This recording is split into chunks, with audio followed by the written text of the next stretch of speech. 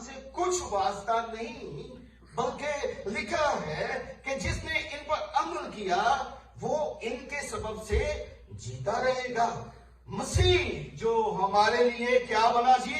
लानती बना। मसीह जो हमारे लिए क्या बना? लानती बना।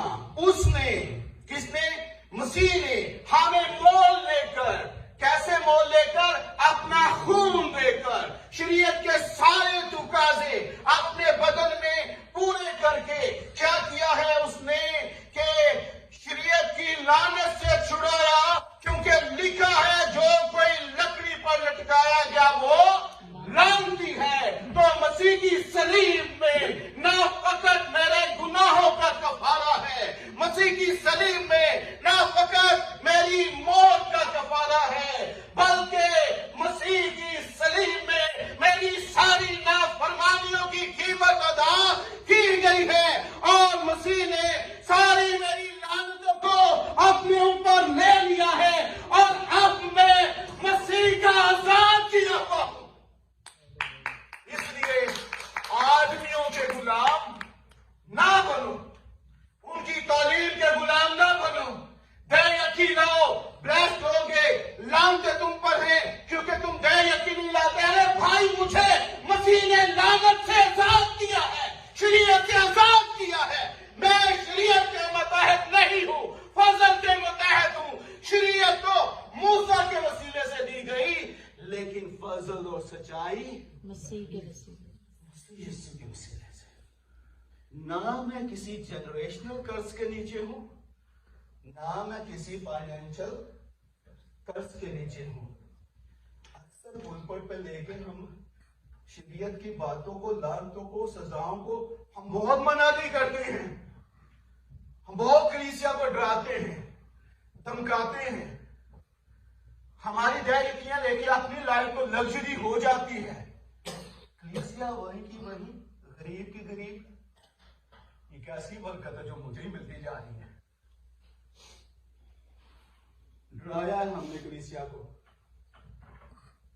लोगों ने डर के हमें पैसा दिया, लालची बनाया है, दोगे और मिलेगा।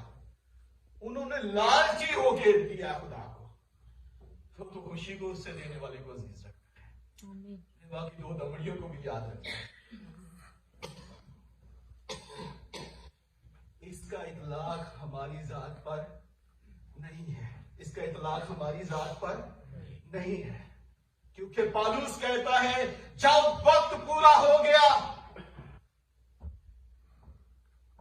when the times fully come, खुदा ने अपने बेटे को दुनिया में भेजा जो औरत से पैदा हुआ, शरीयत के मुताबिक पैदा हुआ, ताकि शरीयत के मुताबिकों को मोल लेकर छुड़ा ले। बस अब जो मसीह यीशु में है उन पर सजा का हुक्म नहीं है, क्योंकि जिंदगी की रूह की शरीयत ने मुझे मौत की शरीयत से आजाद कर दिया है। मैं खुदा का आजाद किया हुआ। किसका आजाद किया हुआ हूं? खुदा का आजाद किया हुआ हूं। जिंदगी की रूह की शरीयत ने मुझे मौत और गुनाह की शरीयत से क्या कर दिया है? आजाद कर दिया है। सिर्फ ये नहीं कि मौत तेरा ढंग कहां रहा, कहिए कि शरीयत तेरी लाम से कहां रही। हम पर सजा का हुक्म नहीं है। मसीह उसका 2 बाब जो है वो बयान करता है वहां पर। पौलुस जो है खुदा के रूह की बातों को, और वहां पर 2 बाब उसकी 14वीं आयत में लिखा है, और हुक्मों की वो दस्तावेज, हुक्मों की वो दस्तावेज, हैंड राइटिंग। कौन सी हैंड राइटिंग? जो खुदा के हाथ की लिखी हुई थी।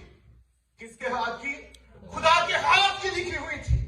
और हुक्मों की वो दस्तावेज मिटा डाली जो हमारे नाम पर और हमारे खिलाफ थी, और उसको सलीब पर कीलों से जड़कर सामने से हटा दिया। क्या कर दिया है? हटा दिया है। मसीह ने हुक्मों की वो हैंड राइटिंग, खुदा का लिखे हुए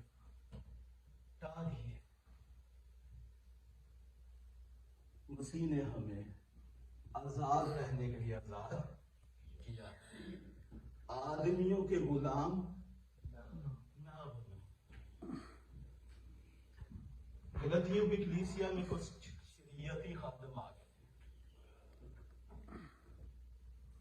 उन्होंने इन्हें सिखाना शुरू कर दिया, भाई वो ठीक है यीशु मसीह पर ईमान लाए हो और मौसमी शरीयत के मुताबिक तुम्हारा खतना होना भी जरूरी है और शरीयत के रसूमों को मानना भी जरूरी है, यानी मसीह तुम्हारे लिए काफी नहीं है। वो कहता है मसीह काफी है। उसने हुक्मों की दस्तावेज को सामने से हटा दिया, हम एक नया इंसान उसने बना दिया है। इसलिए सोशल मीडिया पे, यूट्यूब पे, फेसबुक पे ऐसी पोस्ट और ऐसे खुदाम की बातें सुनकर परेशान ना हो कि हम लानत के नीचे हैं। उनकी जड़ें शायद किसी खादम की तालीम में पेवस्ता होंगी, बाइबल में उनकी जड़ें पेवस्ता होती तो ऐसी तालीम ना देते, लोगों को न ठगते, ना घबराते, ना लोगों के अंदर खौफ को पैदा करते, बल्कि मसीह की खुशखबरी देते। ये लोग मसीह की सलीब को खराब कर रहे हैं। कफारे में मसीह ने मेरी लानतें उठाई है, वो खुद मेरे लिए क्या बना है?